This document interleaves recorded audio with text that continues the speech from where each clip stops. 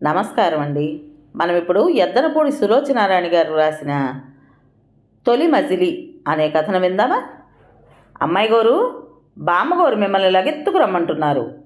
పట్నం నుంచి అల్లుడు గారు వచ్చారని పరిగెత్తుకుంటూ వచ్చి చెప్పాడు వెంకన్న. ఊరి మధ్యగా ఉన్న చెరువు పక్క శివాలయంలో దట్టంగా పెరిగిన పచ్చగన్నేరు చెట్ల మధ్య ఉన్న ఖాళీ స్థలంలో కళ్ళకు గంతలు కట్టి దాగుడు మూతలాడుతూ ఒక్కసారి కూడా దొంగ కాకుండా చాకచక్యంగా తప్పించుకుంటున్న సుమిత్రని దొంగ చేయాలని పట్టుదలగా ఉన్న వసంత వెంకన్న మాటలు వినిపించడంతో ఆగి నిలబడిపోయి కళ్ళకున్న గుడ్డని విప్పేసుకుంది. ఏమిటేమిటి? అమ్మాయిల బృందం అంతా వెంకన్న చుట్టూ మూగింది. పట్నం నుంచి అల్లుడు గారు వచ్చారా? ఓహో, నేను పెళ్లిలో కూడా చూడలేదు. పదండే రాధా చూద్దాం అంది విమల. ఎన్ని రోజులుంటారో? పాపం వసంతకి ఇహ బందిఖాన. వాళ్ళ బామ్మ చచ్చినా బయటకు రానీదు అంది లక్ష్మి. వాళ్ళ బామ్మ అంటున్నావు, ముందు అసలు ఇదొస్తుందేమిటి ఆయన గారిని వదిలి? మనల్ని కన్నెత్తి కూడా చూడదు. వసంత వైపు వెక్కిరింపుగా చూస్తూ అంది సీత. ఏడ్చావు అంది వసంత నవ్వు తెచ్చిపెట్టుకుంటూ. క్షణం క్రితం బంగారు రంగులో మెరుస్తున్న వసంత మొహం ఈ వార్త వినగానే ఎర్ర కలువలా అయిపోయింది. బేగి రండి మరి, బామ్మగారు ఇప్పటికే కోపం చేస్తున్నారు. మీరు సుమిత్రమ్మ గారింటికి వెళ్తున్నానని చెప్పారంట కదా. రండి రండి, వెంకన్న తొందర చేశాడు. అట్లా చూస్తామే నిలువుగుడ్లేసుకుని? పదా, నన్ను రేపు దొంగను చేద్దువుగానిలే నవ్వుతూ అంది సుమిత్ర. అందరూ కదిలి గుంపుగా ఇంటివైపు బయలుదేరారు. అల్లుడు గారు ఈది వరండాలో కూర్చున్నారు. దొడ్లో నుంచి పదండి. వెనక నుంచి వస్తున్న వెంకన్న వీధి గుమ్మంలో నుంచి రావడానికి వస్తున్న వాళ్ళని హెచ్చరించాడు. పోవోయ్, మాకేమిటి భయం, మేము ఇటే వస్తాం. విమల ధైర్యంగా దారితీసింది. శ్రీధర్ని చూడాలనే ఆసక్తితో ఉన్న వాళ్ళంతా ఆమెను అనుసరించారు. అందరితో పాటు వసంత కూడా నడిచింది. వరండాలో పరంధామయ్య గారి పక్కనున్న వాలు కుర్చీలో వెనక్కి వాలి పడుకునున్నాడు శ్రీధర్.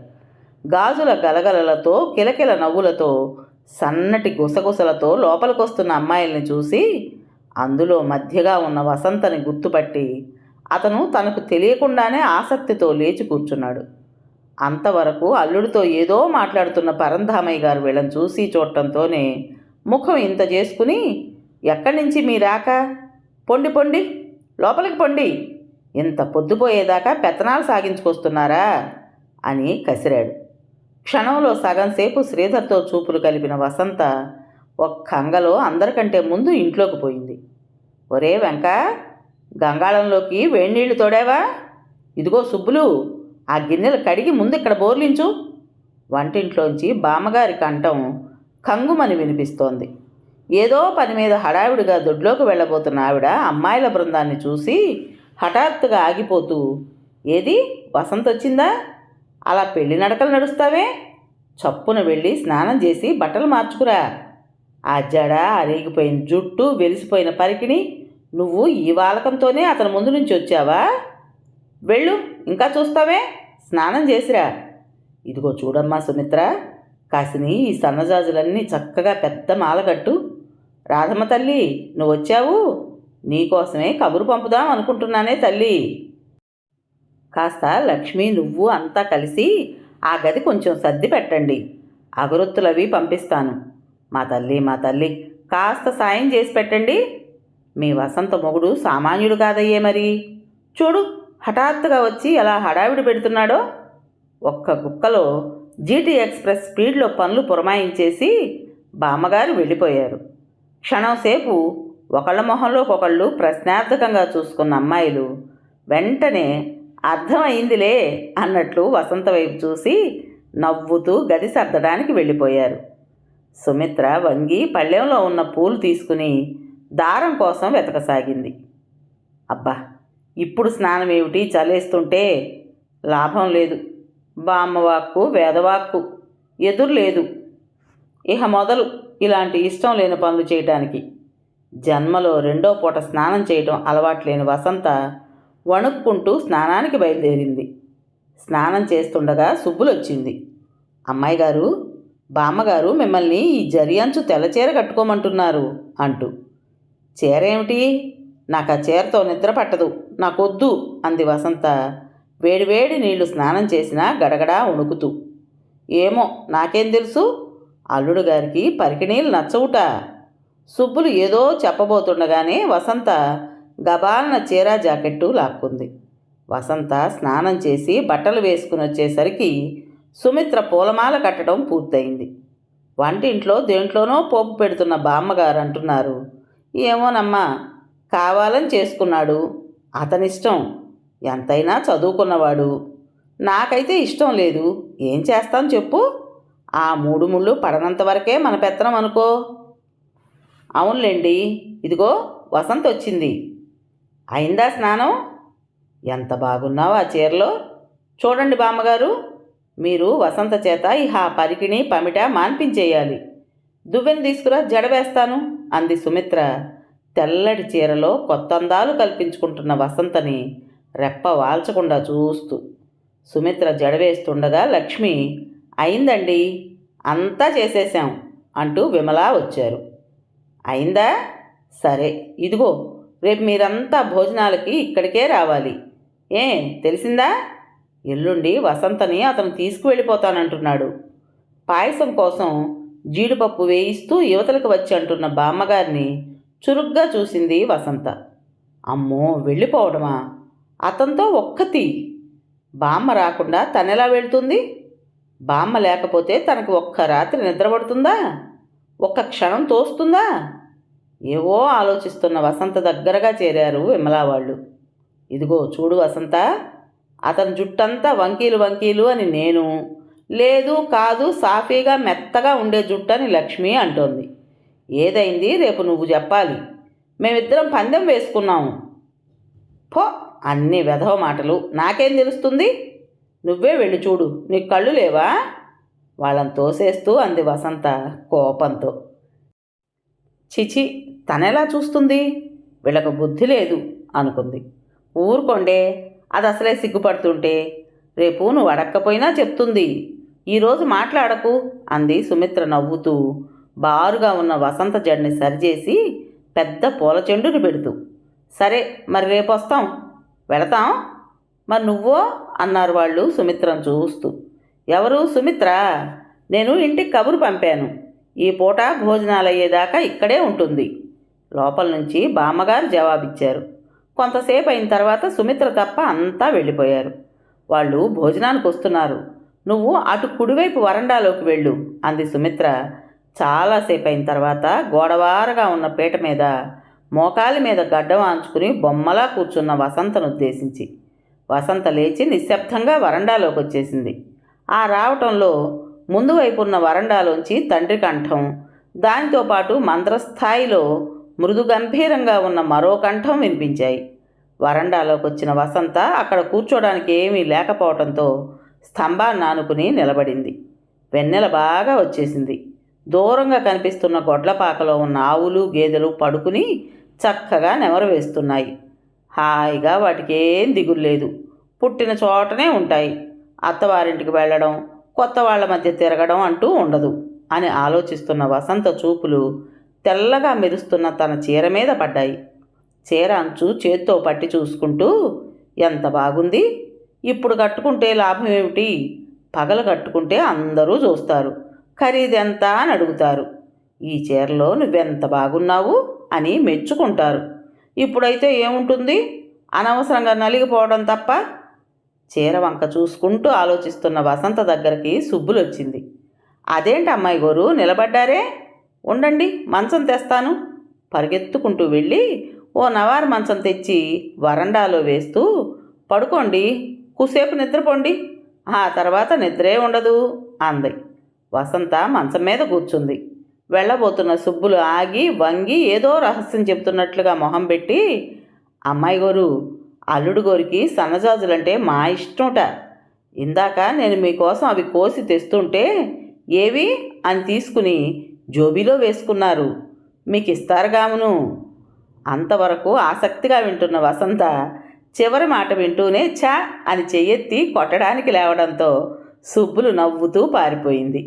అందరికీ ఒకటే వేళాకోళం అయిపోయింది అనుకుంటూ ముడుచుకున్న మొహంతో మంచం మీద వాలి పడుకుంది వసంత.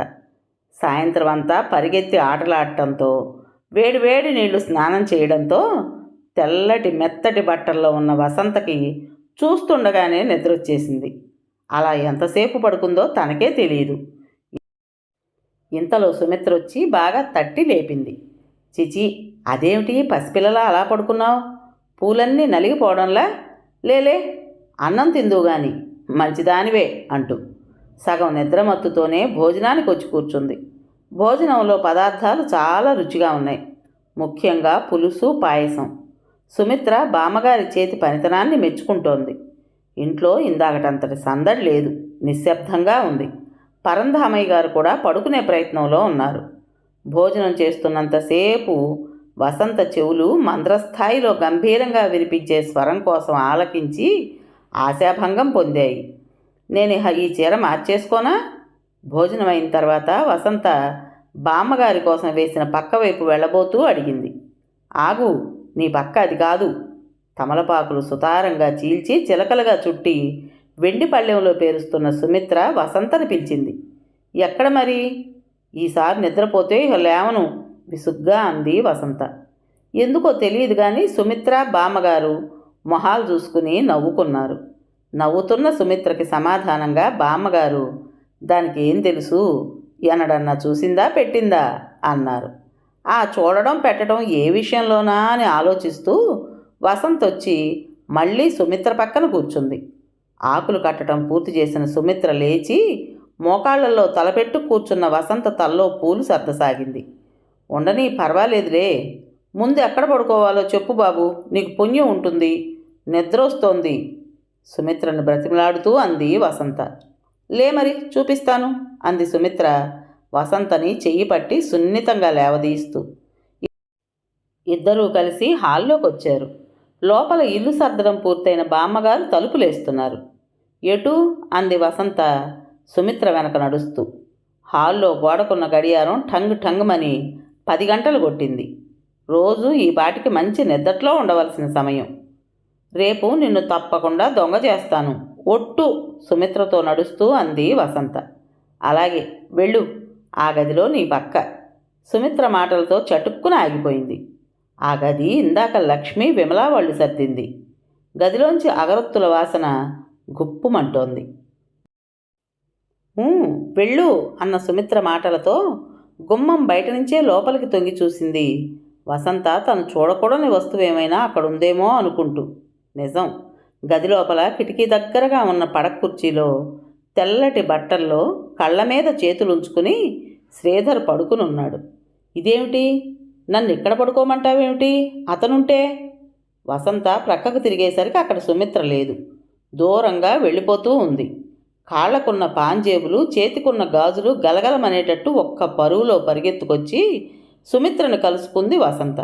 ఇదేమిటి, అలా పరిగెత్తుకొస్తావెందుకు? లోపల నుంచి ఒక చేత్తో విసనకర్రతో మరో చేత్తో మరచెంబుతో నీళ్లు పట్టుకుని యువతలకొస్తున్న బామ్మగారు అన్నారు. చూడు బామ్మ, లేకపోతేను నన్ను అక్కడ పడుకోమంటోంది అతను అక్కడుంటే. బామ్మ వంక ఫిర్యాదు చేస్తున్నట్లు, అన్యాయం జరిగినట్లు చెబుతున్న వసంత కళ్ళు హఠాత్తుగా సిగ్గుతో క్రిందకు వాలిపోయాయి. ఆ పైన మాట్లాడలేకపోయింది. సుమిత్ర కొంగుచాటు చేసుకుని నవ్వుతోంది. క్షణంసేపు మనవరాలి వంక శ్రద్ధగా పరీక్షగా చూసిన బామ్మగారు చేతిలో ఉన్న మరచెంబుని వంగి క్రింద పెట్టి వసంతని చెయ్యి చాపి గుండెలకి దగ్గరగా తీసుకుని మెల్లగా ఇలా అన్నారు. చూడమ్మా, ఈ రోజు నుంచి నీ పడక అతని పక్కనే, అక్కడే పడుకోవాలి. వెళ్ళు, అతనికి ఏదైనా కావాలంటే ఇక నువ్వే ఇవ్వాలి. అందరిలాంటివాడు కాదమ్మా అతను. అతని మనసు గ్రహించి నువ్వు నడుచుకోవాలి. నా దగ్గరలాగా పెంకిగా జవాబు చెప్పకు. ఏ పెంకితనం నా దగ్గర, నా మీద చూపించు, ప్రేమ అతని దగ్గర చూపించు. వెళ్ళు, తీసుకెళ్ళమ్మా సుమిత్ర. బామ్మ మాటల్లో అర్థం తెలిసిపోయింది వసంతకి. గది అలంకరించటం, సుబ్బుల మాటల్లో హాస్యం, విమల పోట్లాటలో అర్థం, సుమిత్ర కొంగుచాటు చేసుకుని నవ్వడం అన్నీ తెలిసిపోయిన వసంతకి బుగ్గల్లోకి వెచ్చటి ఆవిరొచ్చింది. అది తనకు తెలియలేదెందుకు? ఎలా అతనితో మాట్లాడటం? పద అంటూ సుమిత్ర బొమ్మలా నిలబడిపోయిన వసంతని చెయ్యి పట్టుకుని తీసుకెళ్ళింది. గుమ్మానికి ఇంకా యువతలగానే వదిలేసి సుమిత్ర వెళ్ళిపోయింది. వెళ్ళిపోతూ ఆగి వసంత చెవి దగ్గరగా నోరు పెట్టి అతి రహస్యంగా, రేపొస్తాను, నాకు అన్నీ చెప్పాలి, చెప్పకపోతే ఒట్టు అని వెళ్ళిపోయింది. గుమ్మంలోకొచ్చి నిలబడిపోయింది వసంత. అతను ఈసారి పడుకోని లేడు. కిటికీ రెక్క మీద చేయి వేసి బయటకు చూస్తున్నాడు. ఆగిపోయిన పాంజేబుల చప్పుడు విని కాబోలు ఇటు తిరిగాడు. మళ్ళీ క్షణంలో సగం సేపు ఇద్దరి కళ్ళు కలుసుకున్నాయి. వసంత చూపులు వెంటనే భూమిలోకి దిగిపోయినాయి. అతను వెంటనే అక్కడి నుంచి కదిలి రాలేదు. చూస్తూ అలాగే నిలబడిపోయాడు. ఏం చెయ్యాలో తోచని వసంత పైట కొంగు తీసుకుని ఉండచుట్టసాగింది. వెనక్కు పారిపోతే బాగుండు అనిపిస్తోంది. కానీ కాళ్ళు కదలడం లేదు. అతను ముందుకొచ్చి చేయి జాపి అందిస్తూ, బయట నిలబడిపోయావే, లోపలకు రా అన్నాడు. అతని చెయ్యి అందుకోకుండానే బుద్ధిమంతురాలిలా లోపలికొచ్చింది. కూర్చో. అతను చూపించిన కుర్చీలో కూర్చుంది. మళ్ళీ అతను మాట్లాడలేదు. అతనికి కూడా తనలాగే ఏం మాట్లాడాలో తోచటం లేదు కాబోలు. పాపం, ఎంతైనా కొత్త వాళ్ళని ఒక్కసారి అలా ఒంటరిగా వదిలేసి మాట్లాడుకోమంటే. వసంత కళ్ళెత్తి అతని వంక చూడబోయింది. కానీ అతను తనలాగా సిగ్గుపడటం లేదు. నిస్సంకోచంగా ఆసక్తి నిండిన కళ్ళతో రెప్ప వాల్చకుండా చూస్తున్నాడు. ఇందాకొచ్చిన వాళ్ళంతా ఎవరు? నీ స్నేహితురాళ్ళా? అవునన్నట్లు గబగబా తలూపింది. మళ్ళీ కొంచెం సేపు ఆగి అతను అన్నాడు, నీకు సినిమాలంటే ఇష్టమేనా? మళ్ళీ తలూపింది వసంత ఇష్టమే అన్నట్లు. చదువుకోవడం? అది కూడా ఇష్టమే అన్నట్లుగా తలూపింది. తలూపటం తప్ప నీకు మాటలు రావా? శ్రీధర్ మాటలు మొదలవటంతోనే తలూపుతున్న వసంత తలూపబోయి ఆగిపోయింది. నవ్వాడతను. మళ్ళీ నిశ్శబ్దం. వసంత భరించలేకుండా ఉంది. కొంచెం అయిన తర్వాత అతను ఆగి మొదలుపెట్టినట్లుగా, సన్నజాజి పూలంటే నాకెంత ఇష్టమో తెలుసా అన్నాడు. తెలుసు అంది అస్పష్టంగా వసంత, మాటలొచ్చు అని రుజువుపరచడానికి. తెలుసా? ఎలా? అతని కంఠం కొంచెం ఆశ్చర్యంగా పలికింది. సుబ్బులు చెప్పింది. చేతి వేలుకున్న ఉంగరం మీద చూపు నిలిపి అంది వసంత. ఓ అదే. అతను నవ్వుతూ జేబు తడుముకున్నాడు. ఈ తెల్ల జరీ చీరంటే నాకెంతో ఇష్టం. కావాలని నీకోసం ఎన్నో షాపులు గాలించి కొన్నాను. ఈరోజు ఇదే కట్టుకున్నావు. నీకెలా తెలుసు? ఆ జరీ చీర పెళ్లిలో శ్రీధర్ వాళ్ళు పెట్టిందే. కానీ అది అతనికి ఇష్టం అని వసంతకు తెలియదు. ఎలా చెప్పాలి అనుకుంటున్న వసంత వైపు చూస్తూ అతను, సర్లే పోన్లే, నీకంత మాట్లాడటం ఇష్టం లేకపోతే నేను వెళ్ళి పడుకుంటాను. తెచ్చిపెట్టుకున్న కోపంతో అతను దూరంగా వెళ్ళిపోయాడు. వసంత కళ్ళెత్తి చురుగ్గా ధైర్యంగా చూసింది. బామ్మ మాటలు గుర్తొచ్చాయి. వసంత చూడటంతో అతను మళ్ళీ దగ్గరగా వచ్చాడు. ఈసారి ప్రక్కగా కాక వసంత వెనక్గా వచ్చాడు. సన్నజాజి పూలంటే నాకు ఇష్టమని చెప్పలేదు? నాకు 2 పూలు ఇస్తావా? వెనక నుంచి మళ్ళీ వచ్చి ఎదురుగుండా ఉన్న టేబుల్ అంచున ఆనుకుని నిలబడుతూ అన్నాడు. వసంత చప్పున చేయి చాచి తల్లో చేతికందినన్ని పూలు తెంపి అతనికిచ్చింది. అయ్యయ్యో, అలా తెంపావే? పూలకు బదులు చేతిని తీసుకుంటూ అడిగాడు శ్రీధర్. వసంత కళ్ళెత్తి చూసింది. అతను చూశాడు. ఇద్దరి చూపులు ఒకళ్ళ చేతిలో ఒకళ్ళుగా పట్టుకున్న పూల వంక చూశాయి. వసంత చేయి వదిలించుకుందామనుకునే లోపలే అతను వదిలేశాడు. నాకు కొంచెం నీళ్లు కావాలి, దాహం అవుతోంది. వసంత చేతిలోంచి తీసుకున్న పూలని వాసన చూస్తూ అన్నాడు. కూర్చున్న వసంత చప్పున లేచి టేబుల్ మీదున్న వెండి మర్చెంబులో పెట్టిన నీళ్ళని గ్లాసులో పోసి ఇచ్చింది. ఈసారి కూడా అతను గ్లాసుకు బదులు ఆ చేతినే తీసుకున్నాడు. కానీ ఈసారి వసంత కళ్ళెత్తి చూడదలుచుకోలేదు. అతనికి మంచినీళ్లు కాదు కావాల్సింది, తన చెయ్యి అని తెలిసింది వసంతకి. అలాగే ఉంచేసింది చేతిని. ఉన్నట్లుండి చేతిలో గ్లాస్ తీసుకుని టేబుల్ మీద పెట్టడం, ఆ వెంటనే దగ్గరగా వచ్చి ఒక చెయ్యి మెడ చుట్టూ మరో చెయ్యి కాళ్ళ చుట్టూ వేసి పసిపిల్లనెత్తినట్లు పైకెత్తేశాడు అతను. క్షణంసేపు తనేమవుతుందో తెలియని వసంత కెవ్వుమంది. వెంటనే దించేశాడు. వసంత గుండెలు గబగబా కొట్టుకోవడం మొదలుపెట్టాయి. భయమేసిందా? నవ్వుతూ అన్నాడు అతను. పోన్లే, నీకు కోపం వచ్చినట్టుంది.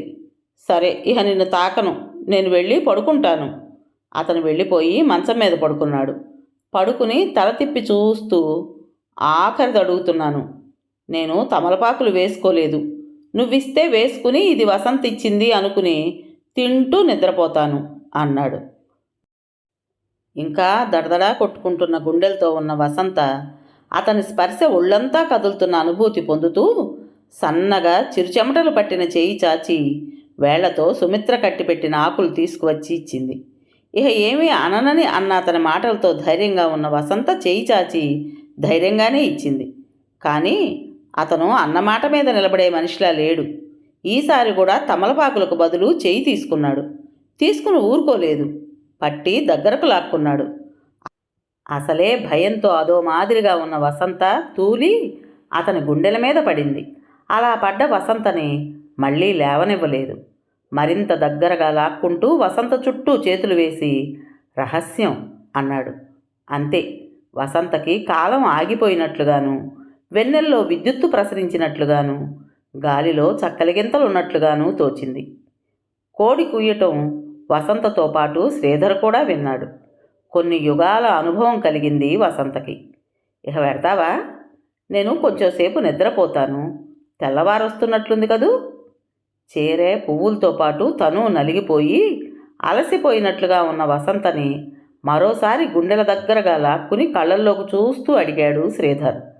అలసిపోయినా వసంత కళ్ళు ఏదో తెలియని ఒక అపూర్వమైన కాంతితో మిలమిలా మెరుస్తున్నాయి. అంది వసంత.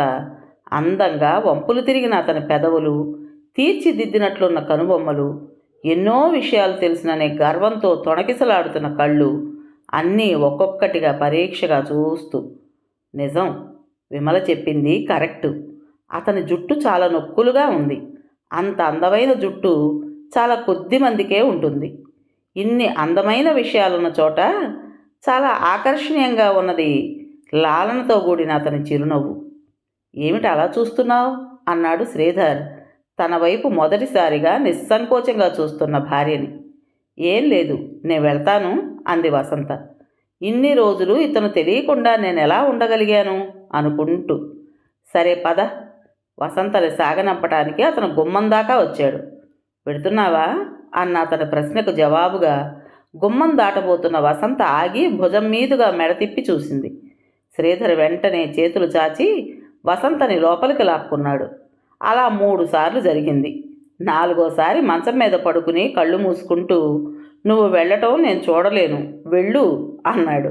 గుమ్మం దాకా వచ్చిన వసంత ఆగి వెనక్కు తిరిగి చూసింది.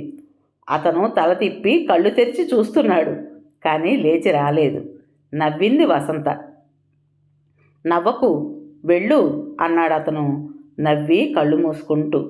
మంచం మీద అప్పుడప్పుడే మెలకొస్తున్న బామ్మగారు అటూ ఇటూ కదులుతూ ఎవరో కూర్చున్నట్టుగా తోచి చెయ్యి జాపి వసు అన్నారు. బామ్మ, నేనే అంటూ వసంత వంగి బామ్మగారి గుండెల్లో తలదాచుకుంది.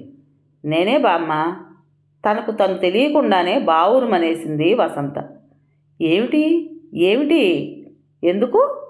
పూర్తిగా మెలకువ తెచ్చుకున్న బామ్మగారు కంగారు పడుతూ అడిగారు. నాకేమిటోగా ఉంది అస్పష్టంగా అంది వసంత. క్షణంసేపు బామ్మగారు వసంత తల బుగ్గలు నిమురుతూ ఉండిపోయారు. ఆ తర్వాత నెమ్మదిగా, పిచ్చిదానా, ఏమిటోగా ఉండడం ఏమిటి? జీవితంలో మొదటి మజిలీ, ప్రతి ఆడపిల్ల అలాగే అనుకుంటుంది అన్నారు. అయితే అందరికీ అలాగే అనిపిస్తుందన్నమాట. అలాగే అనిపిస్తుందా లేక తనొక్కదానికేనా? ఏమో మరి. వసంత నెమ్మదిగా బామ్మగారి పక్కన చోటు చేసుకుని పడుకోవటానికి ప్రయత్నిస్తూ, నాకు ఈ అనుభవంలో ఏదో ప్రత్యేకత కనిపిస్తోంది, అందరిలా నేను కాదు అనుకుంది. కథ పేరు తొలి మజిలీ. రచించిన వారు ఎద్దనపూడి సులోచనారాయణ గారు. విన్నారు కదండి. మరి ఈ కథ మీకు నచ్చిందా? నచ్చినట్టయితే లైక్ చేసి మరో 4గురికి షేర్ చేయండి. అలాగే ఈ కథ పైన మీ విలువైన అభిప్రాయాన్ని కామెంట్ బాక్స్లో తప్పకుండా తెలియజేస్తారు కదా. మరి ఇంత మంచి కథను మనకు అందించిన రైటర్ గారికి మనందరి తరపున మనస్ఫూర్తిగా ధన్యవాదాలు తెలుపుకుంటూ, ఇటువంటి మంచి మంచి కథల కోసం కొత్త వాళ్ళు మన ఛానల్ని తప్పకుండా సబ్స్క్రైబ్ చేసుకోండి. రేపు మరో మంచి కథతో మీ ముందుకు వస్తాను. అప్పటి వరకు ఉంటానండి.